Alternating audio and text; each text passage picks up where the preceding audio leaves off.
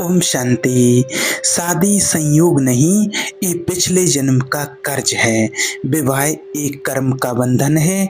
पति पत्नी आपके पिछले जन्म के लेनदार। रुकिए एक पल। आज रात जब घर शांत हो जाए, जब बाहर का शोर थम जाए, तब एक सवाल खुद से पूछिए। दुनिया में 8 अरब लोग हैं। हर गली में अजनबी चेहरे हैं। हर शहर में अनगिनत जिंदगियां हैं। फिर भी आपकी जिंदगी में वही एक इंसान क्यों आया? उसी से मुलाकात क्यों हुई? उसी से प्यार क्यों हुआ? और उसी के साथ आपने 7 फेरे क्यों लिए? क्या एक ये महज संयोग था या कोई पुरानी कहानी थी जो दोबारा शुरू हो रही थी? जब आप शादी के मंडप में बैठे थे, हाथ में हाथ था, आंखों में सपने थे, तब शायद आपने सोचा हो कि ये मेरी पसंद है, मेरा फैसला है। लेकिन अगर आपसे कहें कि जिसे आप अपनी मर्जी समझ रहे थे, वो असल में एक लिखी हुई पटकथा थी जो आपके जन्म से पहले ही लिखी जा चुकी थी। हमारे प्राचीन कर्मशास्त्र कुछ ऐसा ही कहते हैं। वे कहते हैं कि विवाह कोई इत्तेफाक नहीं है, ये 2 आत्माओं का रोमांटिक मिलन नहीं, ये 2 पुराने हिसाब किताब का टकराव है, 2 अधूरे सौदों का पूरा होना है। आज हम उस सच्चाई की तरफ चलेंगे जो शायद आपको थोड़ी बेचैन करे, लेकिन आपके बहुत काम आएगी। आज हम जानेंगे कि आपका जीवन साथी सच में आपका जीवन साथी है या पिछले जन्म का कोई लेनदार है जो अपना कर्जा वसूलने आया है। ये वीडियो उन लोगों के लिए है जो अपनी शादी में खुश हैं और खास तौर पर उनके लिए जो घुटन में जी रहे हैं, जो रात को तकिए में मुंह छुपा करके रोते हैं और सोचते हैं मैंने क्या किया था जो मेरे साथ ये हो रहा है। सबसे पहले उस झूठ को तोड़ते हैं जिसे हम पसंद कहते हैं।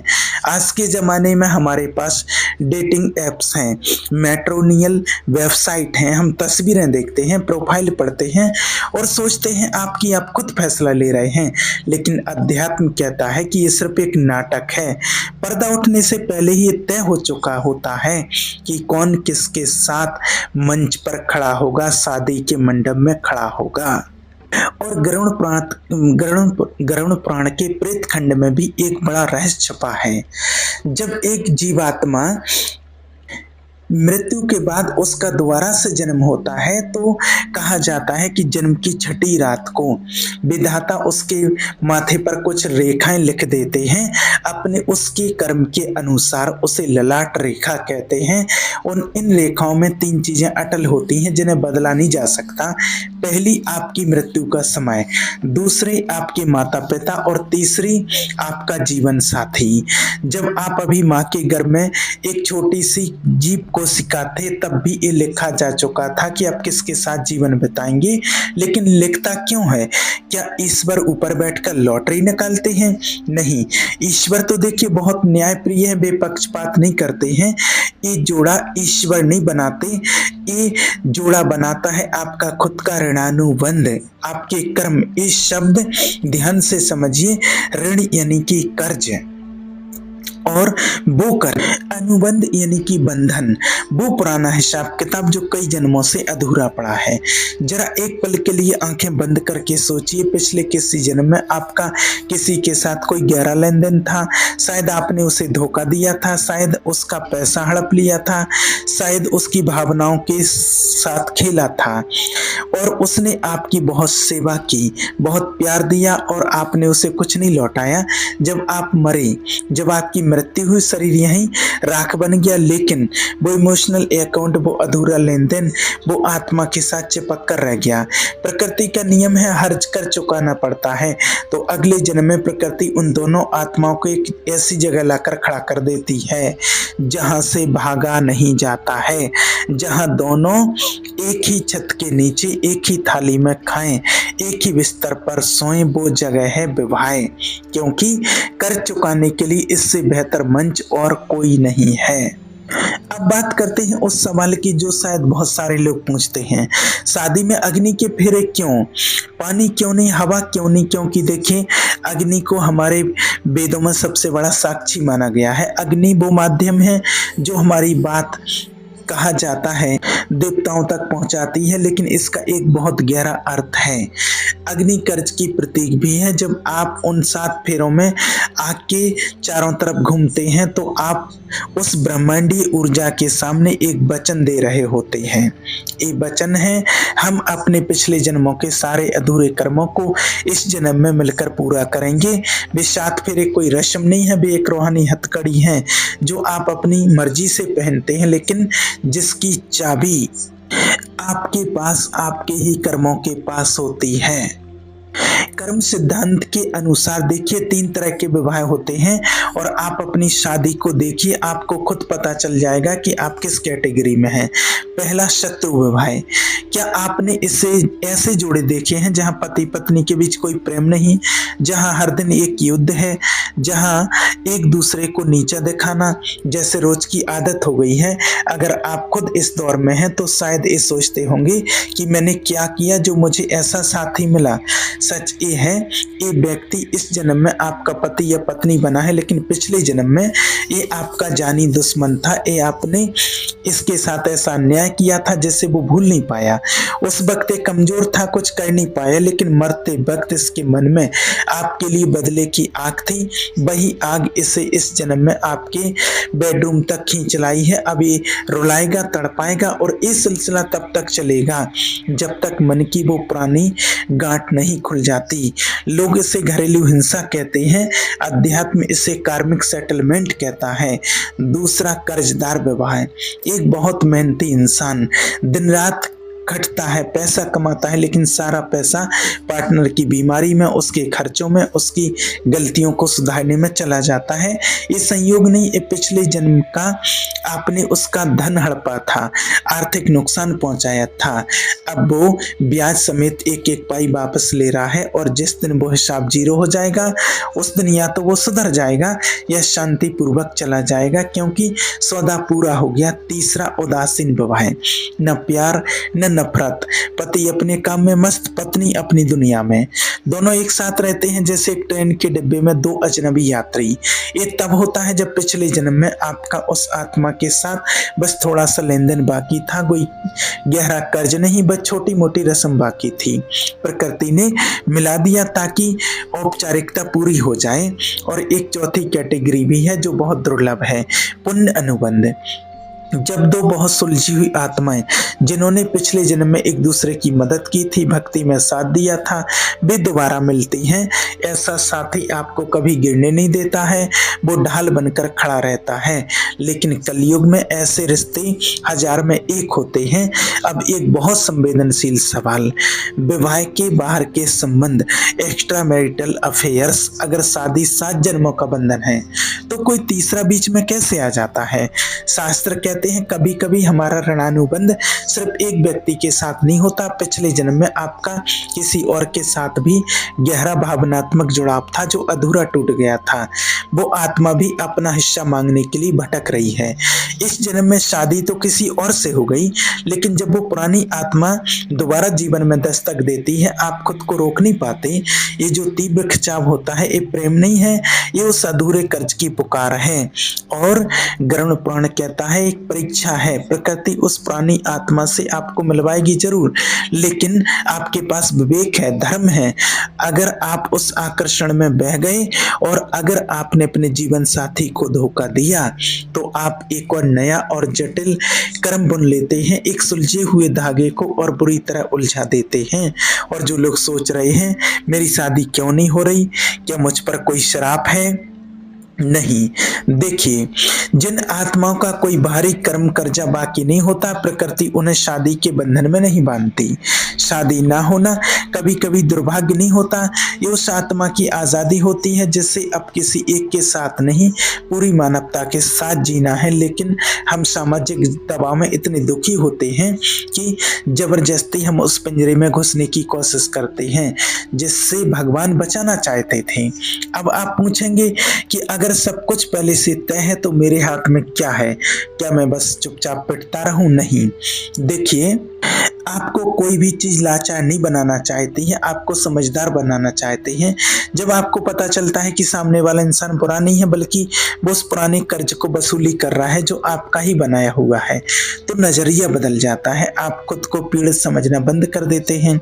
आप समझते हैं ये थप्पड़ जो मुझे पड़ा ये मेरी ही फेंकी हुई गेंद थी जो दीवार से टकरा कर वापस आई है। और तलाक भी क्या वो समाधान है? कर्म का कानून कहता है अगर आप पाठ सीखे बिना क्लास छोड़ दें तो परीक्षा माफ नहीं होती, वो कर्ज आगे कैरी फॉरवर्ड हो जाता है। आप दूसरी शादी करेंगे, नया चेहरा मिलेगा लेकिन वही पैटर्न मिलेगा।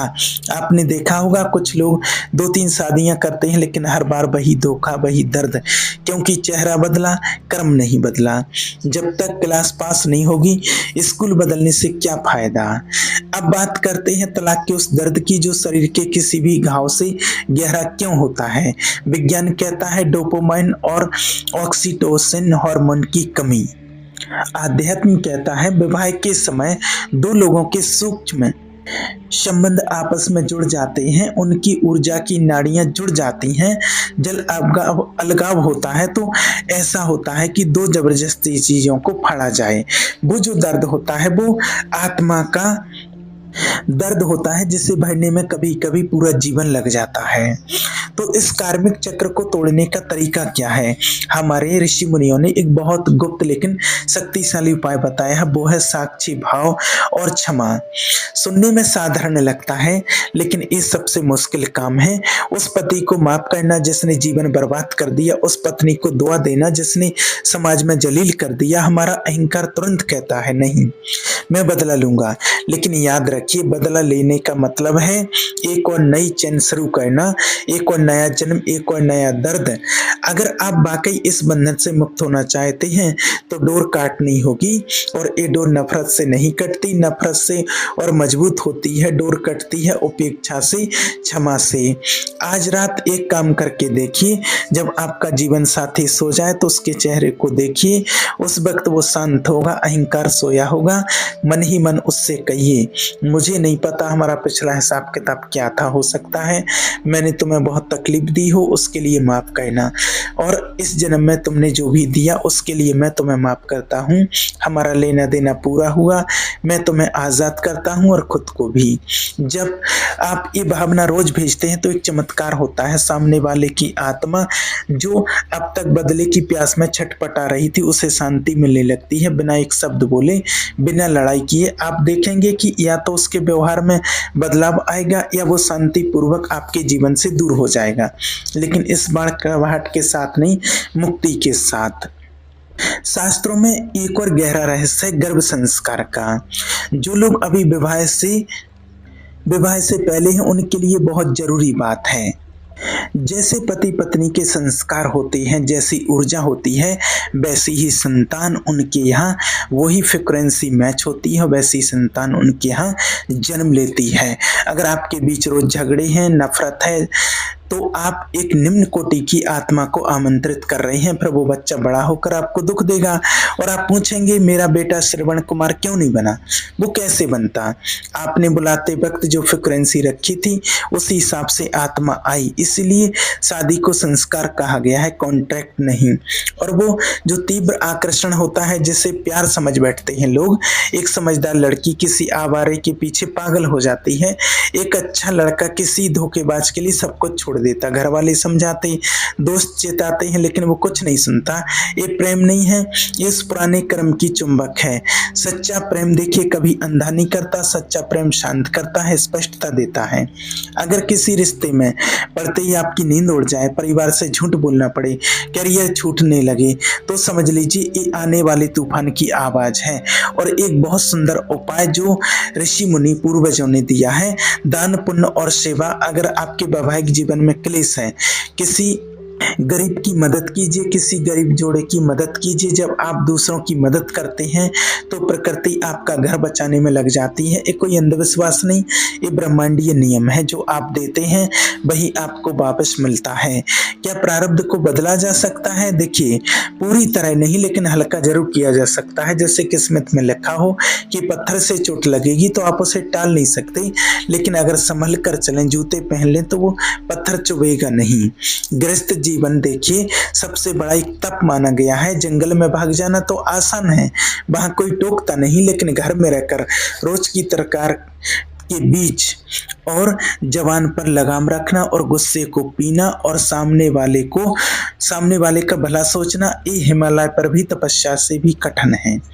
अगर आपकी शादी किसी मुश्किल इंसान से हुई है तो इसे सजा मत समझिए, इसे परीक्षा समझिए।